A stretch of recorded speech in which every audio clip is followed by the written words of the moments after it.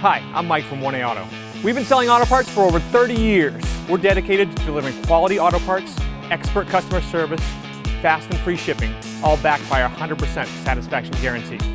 So visit us at 1aauto.com, your trusted source for quality auto parts.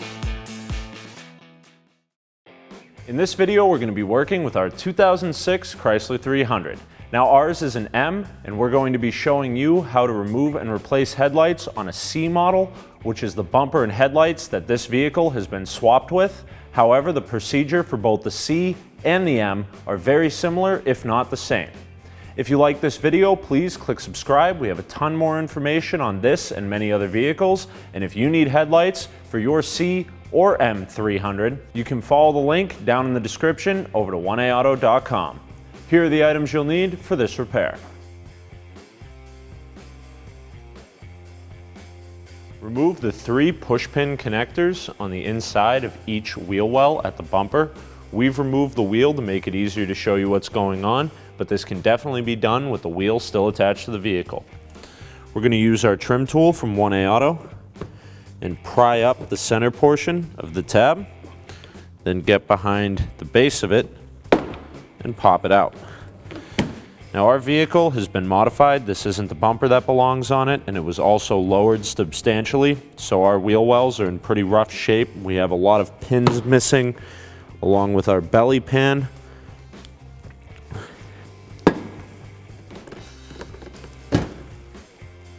Using a 10mm socket, ratchet, and extension, remove the 10mm bolt securing the corner of the bumper to the fender.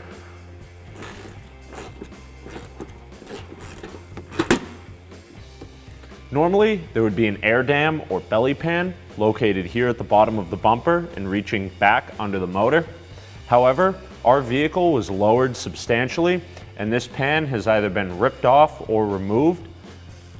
The fasteners go along the front of the bumper, and then there are a couple of, looks like they used to be 10mm that secure it to the subframes, as well as some of those pushpin type connectors we showed you earlier in the wheel wells. Now this isn't the original bumper for this vehicle, and no one hooked up the side markers when it was installed, so you'll want to disconnect those. There'll be this little connector over here under your side marker. You'll also want to disconnect the connector on your fog lights if your vehicle is equipped. Simply lift up on these 2 tabs and then pull back.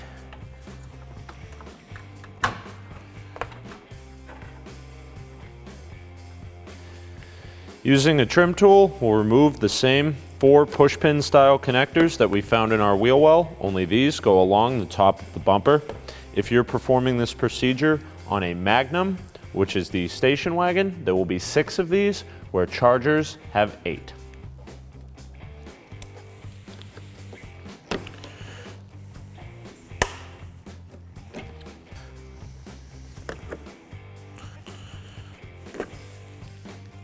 You can now pull the bumper straight out and off of the vehicle. You can now remove the 3 bolts securing the headlight. These can be removed with either an 8mm or 5/16 socket, or looks like that's a T25 Torx on the inside there. However, I prefer to go with the 8mm socket, ratchet, and extension.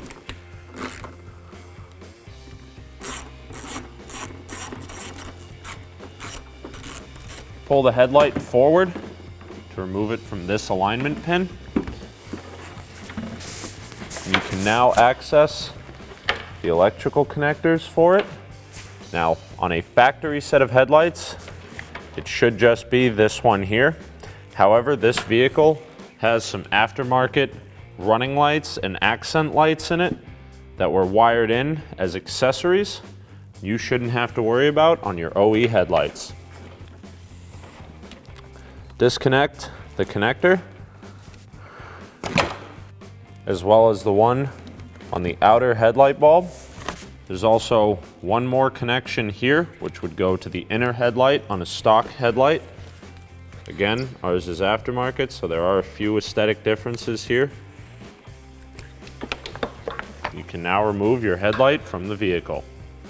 Here we have our old headlight assembly that we removed from our vehicle and our new part from 1AAuto.com. Now, as you can see, there are some major aesthetic differences here. The reason for that being that our new replacement part from 1A Auto is an OE style replacement headlight, whereas the one we removed from our vehicle is an aftermarket headlight that has some LED trim rings and DRL strips at the bottom.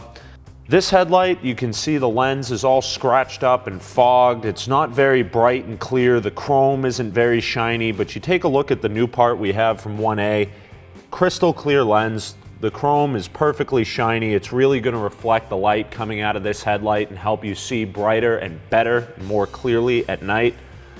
The nice clear lens will help with that as well. These are an OE style projector headlight on the outer beam here. And you can see that it's much bigger and has a much nicer curve to it than the one in our aftermarket headlight here. That's going to make for a better, brighter lighting output and pattern. We have our turn signal and marker light in the actual headlight assembly on this headlight, which is going to be good because that's the OE spec for that. This headlight lacks that feature and lacks amber colored bulbs, which could be an issue for driving on the road depending on what state you live in, because this OE equipment has an amber turn signal where this doesn't have anything, and if it does, it's a white bulb in this DRL strip. It's not OE spec and it's not going to be okay to put down the road. On the back of the headlight, we have all this extra wiring. You can see it's all torn up and broken. We don't have the same headlamp connections, but this one is going to be the OE style turn signal connector here, which is over in this region on that headlight. We have our inner and outer beams, both right where they should be from the factory. Our harness is going to plug in perfectly and work just like it should.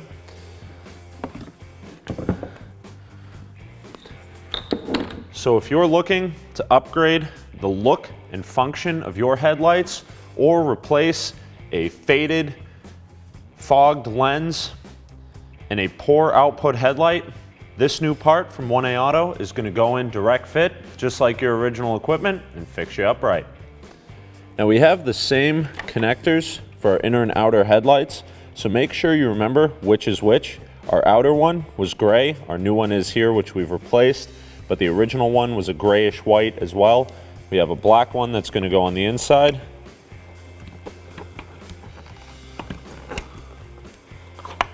Don't forget your marker connector here. This one has a little red lock tab on it. Make sure you engage that and that it's on there nice and secure.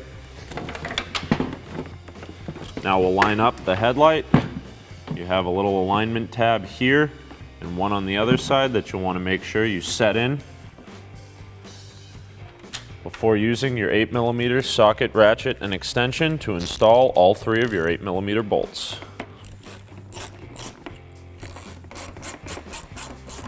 Make sure you get all three of those started before you tighten any of them down. That way they all line up nicely.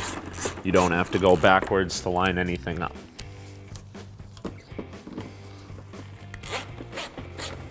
Set your bumper back on. Watch out for the headlights and the fenders.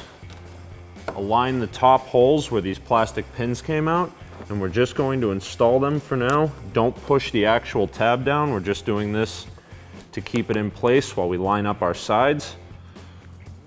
On either side of your bumper, you'll notice you have these slotted tabs and then this opening for your bolt. These slots are going to line up to those little rounded tabs you can see on the bottom of your fender. So slide them in and snap them on. Once you have both of the corners of your bumper set into place, go ahead and push down the middle of your plastic retaining pins to secure the top of the bumper. Reinstall your 10mm bolt in the top corner of each fender. Tighten that down with your 10mm socket and ratchet. Now there is a little bit of give to these, so if you're not happy with where the corner of your bumper is lined up, you can push it into place and hold it there while you finish tightening your bolt. Install the plastic pins in your fender liner. You should have 3 on each side. We're missing some, so I'm going to put 2 on each. Once your retainers are locked in, repeat these steps on the opposite side. Reconnect the foglight connectors on both sides and reconnect the side markers. Once again, ours aren't actually connected to anything. We're going to have to fix that later, but yours should just plug right back in. Have you close that red safety tab.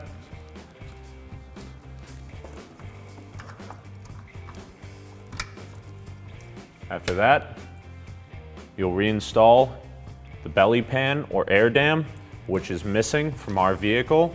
Yours should have these screws all the way along the front, as well as 4 in the subframe and 3 plastic pins in each wheel well. Thanks for watching. Visit us at oneauto.com for quality auto parts, fast and free shipping, and the best customer service in the industry.